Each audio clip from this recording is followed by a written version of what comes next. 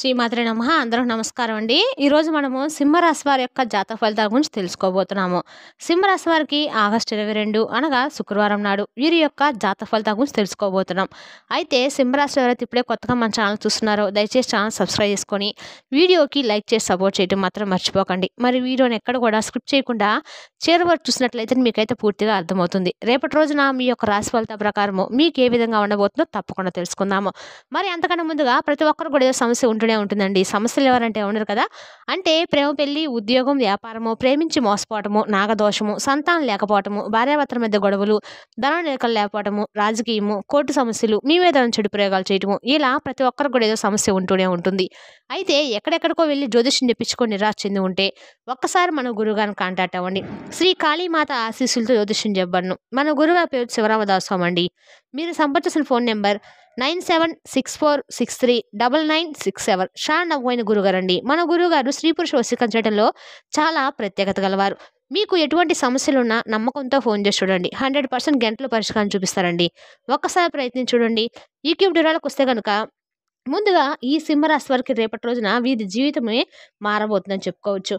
చాలా ఆశ్చర్యకరమైనటువంటి రోజుగా రేపటి రోజున మీకు తెలియనటువంటి కొన్ని విషయాలు, అలాగే మీ మనస్తత్వము, మీ గుణగణాలు, ఈ విషయాలను కూడా తెలిస్తే నిజంగా మీరైతే ఆశ్చర్యపోతారు. కాబట్టి ఈ వీడియోను చివరి వరకు చూడండి. ముందుగా ఈ సింహరాశి వారి యొక్క మనస్తత్వము, మంచి లక్షణాలు ఎన్ని చెప్పుకున్నా కూడా తక్కువేనండి. ఎందుకంటే వీరికి పుట్టుకతోనే అద్భుతమైనటువంటి తెలివితేటలు, విశ్లేషణ సామర్థ్యం ఎక్కువగా ఉంటుంది. ఏ విషయాన్నైనా కానీ లోతుగా ఆలోచించి దానిలో ఉన్నటువంటి మంచి చెడులను ఛేదించి గొప్ప నైపుణ్యం కలిగిన వారుగా చెప్పుకోవచ్చు. అందుకే వీరు ఏ రంగంలో ఉన్నా కానీ ఉన్నత స్థానానికి చేరుకుంటారు. వీరికి ధైర్యం కూడా చాలా ఎక్కువగానే ఉంటుందండి. ఎంత పెద్ద సమస్య వచ్చి వీరి మీద పడినా, కొన్నంత కష్టం ఎదురైనా వీరు ఎక్కడా కూడా బెదిరిపోరు. వెనకడుగు అనేది వేయరు. ధైర్యంగా సమస్యలను ఎదుర్కొని నిలబడతారనమాట. దానిని ఎలా పరిష్కరించాలని ఆలోచిస్తారే తప్ప ఎక్కడా కూడా నిరాశతో కృంగిపోయి కూర్చోరు. ఇది వీరిలో ఉన్నటువంటి గొప్ప లక్షణం అని చెప్పుకోవచ్చు. చిన్నప్పటి నుండే కష్టాలు వీళ్ళ మీద పడి జీవితంలో ఎత్తుపల్లాలను చూస్తూ పెరిగారు. వీరి జీవితము ఎప్పుడు కూడా పూల పాన్పుల అస్సలు ఉండదండి. ముళ్ళబాటలోని వీరి ప్రయాణం ఎక్కువగా సాగుతూ వచ్చింది. ఎన్నో బాధలు, అవమానాలు, నిందలు మోస్తూ వచ్చారు. కానీ వీటన్నిటికి కూడా వీరు ఒక అనుభవంగా మార్చుకున్నారు. జీవితంలో బాగా డబ్బును సంపాదించాలి, ఉన్నతమైనటువంటి స్థితికి చేరుకోవాలి, సమాజంలో గౌరవంగా బ్రతకాలి అనే తపన వీరిలో చాలా బలంగా ఉంటుంది. వీరి కుటుంబాన్ని సుఖపెట్టాలి, వారికి ఏ లోటు రాకుండా చూసుకోవాలనేదే వీరి జీవిత ధ్యేయం చెప్పొచ్చు. ఈ ఆశయం కోసము వీరు అహర్నిశలు కూడా శ్రమిస్తారండి. వీరికి కుటుంబ బరువు బాధ్యతలు అంటే చాలా ఎక్కువగా ఉంటాయి. తరచుగా చిన్న వయసులోనే ఆ బాధ్యతలు వీరి మీద పడ్డాయి. ఆ బాధ్యతల కోసము వీరు ఎంతగానో కష్టపడుతూ వచ్చారు. సొంత సంతోషాలను, కోరికలను కూడా త్యాగం చేసిన సందర్భాలు కూడా లేకపోలేదు. అయినా వీరికి జీవితంలో ఖచ్చితంగా ఒక మంచి దశ అనేది ప్రారంభమైందని చెప్పుకోవాలి. ఆ దశ రేపటి రోజునే ప్రారంభం కాబోతుందంటే మీరు అస్సలు నమ్మరు. నిజంగా రేపు మీరు ఏ పని మొదలుపెట్టినా అది మీకు అనుకూలంగా మారబోతుందండి. మంచి విజయాన్ని సాధిస్తారు. వ్యాపారాల్లో అయితే మంచి లాభాలు వస్తాయి. ఉద్యోగంలో ప్రశంసలు, ప్రమోషన్లు అందుకుంటారు. ఇప్పటి వరకు మీకు పనులకు ఏదైతే అడ్డుపడుతున్నటువంటి ఆటంకాలు ఉంటాయో అవి కూడా తొలగిపోతాయి. ఆర్థిక పరంగా కూడా అద్భుతంగా మీకు డబ్బు అనేది బాగా కలిసి వస్తుంది. మీ ఇంట్లో ఏ అవసరం కోసమైతే మీరు బాధపడ్డారో ఆ అవసరాన్ని కూడా మీరు ఛేదిస్తారు. మీ జీవితంలో ఊహించినటువంటి సానుకూల మార్పులు రేపటి రోజు నుండి అనుభవిస్తున్నటువంటి కష్టాల నుండి కూడా మీకు విముక్తి లభిస్తుందండి. మరి ఇవన్నీ కూడా రేపటి రోజున మీకు జరగాలంటే ఒక చిన్న పని కూడా చేయాలి. ఆ పని ఏంటనేది కూడా చెప్పుకుందాం. ఇక అలాగే రేపటి రోజున మీరు చిన్నప్పటి నుండి పడినటువంటి కష్టాలన్నీ కూడా రేపటి రోజున మీకైతే పూర్తిగా తొలగిపోతాయని చెప్పుకోవచ్చండి. మీ జీవితం ఇలా ఎందుకుంది? మీ జీవితం నుండి మీకు విముక్తి కలిగించాలంటే, మేము అంటే కష్టాల నుండి విముక్తి లభించాలంటే మేము ఏం చేయాలి? ఏం చేస్తే మేము అనుకున్నటువంటి పనిలో మేము ముందుకు సాగుతాం అనేటువంటి విషయాల గురించి మీకు క్లారిటీ అయితే వస్తుంది. దాన్ని కూడా మీరు అంటే ఏం చేస్తే మీ లైఫ్ అనేది బాగుంటుంది అనే దాని గురించి ఆలోచిస్తారు. అలాగే దానికి శాశ్వతమైనటువంటి పరిష్కారం కనుక్కునేందుకు ప్రయత్నిస్తారు. ఇక వీరిలో రేపటి రోజున చాలా ఎక్కువగా అంటే దేని గురించి అయినా కానీ ఒక కొత్త విషయాన్ని కనుక్కోవాలనేటువంటి తపన మరింత ఎక్కువగా ఉంటుంది. విశ్లేషణాత్మక స్వభావం, సమస్యలను పరిష్కరించేటువంటి అద్భుతమైనటువంటి సామర్థ్యము ఎప్పటికప్పుడు మిమ్మల్ని ముందుకు నడిపిస్తూ వచ్చాయి. కాబట్టి అదే దిశగా మీరు రేపటి రోజున విజయ తీరాలకు చేరుకునేటువంటి అవకాశం ఉందండి. అయితే మీకు ముక్కు మీదే కోపం ఎక్కువగా ఉంటుంది. అయితే ఏదైనా ఎవరైనా మీ మనసును గాయపరిస్తే మాత్రం వెంటనే సీరియస్ అయిపోతూ ఉంటారు. ఆ కోపంలో మీరు ఏం మాట్లాడతారో కూడా ఎవరికి కూడా తెలియదండి. మరలా ఆ కోపం చల్లారని వెంటనే విపరీతంగా బాధపడతారు. అయ్యో అనవసరంగా వారిని ఇలా అనేసనే నా వల్ల వారు బాధపడ్డారని చెప్పి మదన పడిపోతూ ఉంటారు. ఇక మీకు కోపం ఎంత ఎక్కువ ఉంటుందో ప్రేమ కూడా అంతకు మించి ఉంటుందండి. అందరితో ప్రేమగా, ఆప్యాయంగా మాట్లాడతారు. అందరూ బాగుండాలని కోరుకుంటారు. మీ మనసు అనేది ఇలాంటిది. పైకేమో గంభీరంగా ఉంటారు. మీ జీవితంలో ఎవరిని ఉద్దేశపూర్వకంగా ఎప్పుడు కూడా మోసం చేయరు. మీ మంచితనాన్ని ఆసరా తీసుకొని కొంతమంది మిమ్మల్ని మోసం చేస్తూ వచ్చారు. కష్టంలో ఉన్నప్పుడు కనీసము సహాయం చేయడానికి కూడా ఎవరు ముందుకు రాలేదు. పైగా మీ అనుకున్న వాళ్ళే మిమ్మల్ని అర్థం చేసుకోకుండా దూరంగా పెట్టారు. ఎవరైతే అలా అర్థం చేసుకోకుండా మిమ్మల్ని దూరం పెట్టారో వారే రేపటి రోజున మీ విజయాన్ని చూసి పొంగిపోయి మరలా మీ కళ దగ్గర రావడానికి సిద్ధంగా ఉన్నారని మాత్రం తెలుసుకోండి. అయితే మీరు ఎంత కష్టపడినా కానీ మీ కష్టమైనటువంటి ప్రతిఫలం అనేది మీకు ఇప్పటి వరకు రాకుండా చాలా బాధలైతే అనుభవించారండి. అయితే మీరు బాధపడాల్సిన అవసరం అయితే లేదు. చిన్న వయసు నుండి బాధ్యతలు ఎక్కువగా మీకు పైన పడినప్పుడు మీకు కష్టాలనేవి ఎలా ఉంటాయంటే వెంటాడేది కూడా మీకు అన్నీ కూడా ఒక ఐడియాకైతే వచ్చేస్తాయి.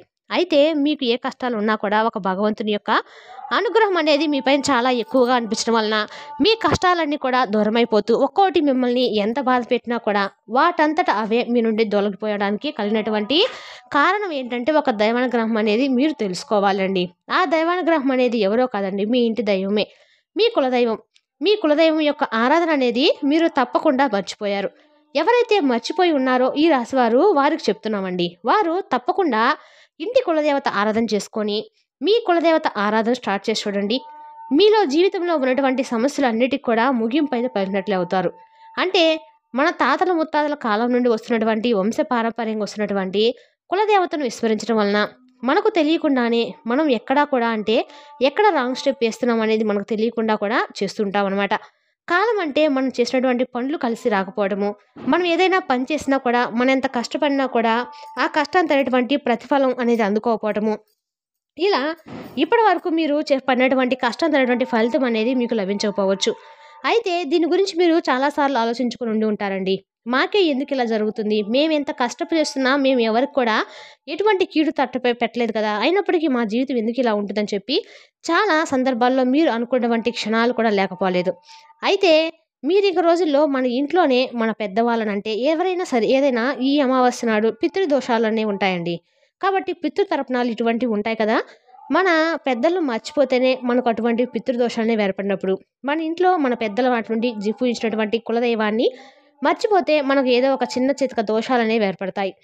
అయితే కాబట్టి మనం తప్పకుండా మన పెద్దవాళ్ళని కానీ మన యొక్క కులదైవ పెద్దలను కానీ తెలుసుకొని మన ఇంటి దైవం ఎవరైనా తెలుసుకొని తప్పకుండా మన ఇంటి దైవాన్ని పూజించినట్లయితే మనకి భవిష్యత్తు గురించి ఆలోచించేటువంటి అవసరం అయితే లేదండి. ఎందుకంటే మీరు ఎలా ఉంటుందా అది భవిష్యత్తు గురించి ఆందోళన చెందవలసినటువంటి అవసరం అయితే లేదు. మాకే ఎందుకు ఇలా కష్టాలు వస్తున్నాయని చెప్పి బాధపడాల్సిన అవసరం కూడా లేదు.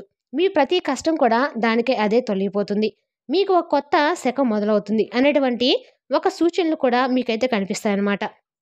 తద్వారా మీ జీవితం చాలా సంతోషభరితంగా, ఆనందభరితంగా చేసుకోవచ్చు. మరి మీరు చేయవలసినటువంటి పని ఏమిటంటే తప్పకుండా మీరు మీ పెద్దలను సంప్రదించి మీ కులదేవత యొక్క ఆరాధన మాత్రము చేసుకోండి. అది చేసుకోవడం వల్ల మీకు ఆటోమేటిక్‌గా మీ కులదేవత ఆరాధన చేయటం వల్ల మీ జీవితంలో మరిన్ని మార్పులైతే మీరు ఖచ్చితంగా చూస్తారండి. జరగడానికి పనులైతే ఖచ్చితంగా జరుగుతాయి. అటువంటి వాటన్నిటికి కూడా ఒక మంచి విముక్తి అయితే లభిస్తుందనమాట.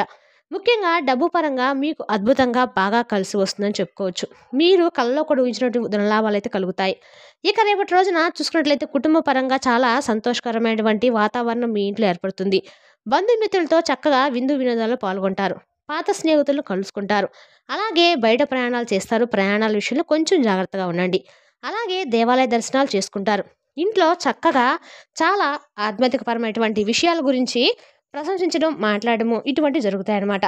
అలాగే యోగా లాంటివి కూడా రేపటి రోజున మీరు చేయటం వల్ల మీ మనసులో ఏదైనా సరే ఒత్తిళ్ళు ఏదైతే ఉంటుందో అది దూరం అవుతుంది. అలాగే ఒక టార్గెట్‌గా పెట్టుకున్నటువంటి ఒక పనిని రేపటి రోజున మీరు పూర్తి చేసేంత వరకు కంటి మీద కునుకు లేకుండా మీరు పనికి చాలా ఎక్కువగా ప్రాధాన్యత అయితే ఇవ్వబోతున్నారు. మీ లక్ష్య సాధనలో పూర్తిగా లీనమైపోతారు రేపటి రోజున.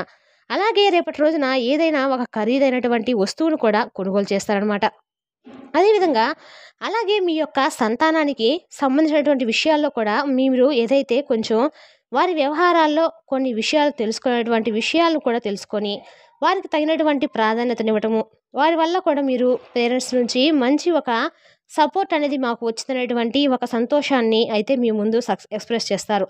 అలాగే వారు సాధించినటువంటి గొప్ప గొప్ప విజయాలు కూడా మీతో మాట్లాడడము, ఇలా వాళ్ళతో కొంచెం సేపు టైం స్పెండ్ చేయడం వల్ల మీ మనసులో ఉన్నటువంటి భారం అనేది కూడా తొలగిపోతుందండి. అలాగే వారు ఒక గొప్ప లక్ష్యంపై దృష్టి సారించాలనే విషయాన్ని కూడా మీరు తెలుసుకొని చాలా సంతోషిస్తారు. ఇక అలాగే అవసరమైతే మీరు చేస్తున్నటువంటి పనిని కాసేపు పక్కన పెట్టైనా కానీ కుటుంబంతో గడపడానికి ప్రాధాన్యత ఇవ్వండి. ఎందుకంటే మీకు ఎక్కువగా రేపటి రోజున కొన్ని విషయాల్లో ఒత్తిడికి లోనైనటువంటి సందర్భాలు కూడా ఎదుర్కోగలుగుతున్నారు. కాబట్టి మీ మనసును కొంచెం రిలీఫ్‌గా ఉంచుకోవడానికి కుటుంబ సభ్యులతో మాట్లాడడం, చిన్న పిల్లలతో గడపడం వలన మీరు ఆ ఒత్తిడిని దూరం చేసుకోవచ్చు. అలాగే మీపై పగబట్టినటువంటి కొంతమంది వ్యక్తులు కూడా మీకు కొన్ని విషయాలు మిమ్మల్ని నలుగురి ముందు కూడా కించపరిచేలా మాట్లాడడము, మిమ్మల్ని అవమానానికి గురిచేసే విధంగా మాట్లాడడం లాంటివి జరుగుతాయి. కాబట్టి అటువంటి వ్యక్తులు ఎవరనేది కూడా మీకు బాగా తెలుసు. అంటే వారి ప్రవర్తన, వారి మాట తీరు, వారు ఎవరనేది మీ చుట్టుపక్కల ఉన్నవారు కావచ్చు, శ్రేయోభిలాషులు, బంధువర్గం కావచ్చు. ఇలా ఎవరైనా కావచ్చండి. కాదండి మనం ఎదుగుతున్నా, మనకు రూపాయి వస్తున్నా, మనం సంతోషంగా ఉంటున్నా కొంతమంది వ్యక్తులు కుళ్ళు, కుతంత్రాలతో రగిలిపోతూ ఉంటారు. మీకేమో ముక్కుసూడితనం వలన కొంతమంది శత్రువులు కూడా మీకు మీరు ఎక్కువగా కొని తెచ్చుకునే వాళ్ళు కూడా అవుతున్నారు.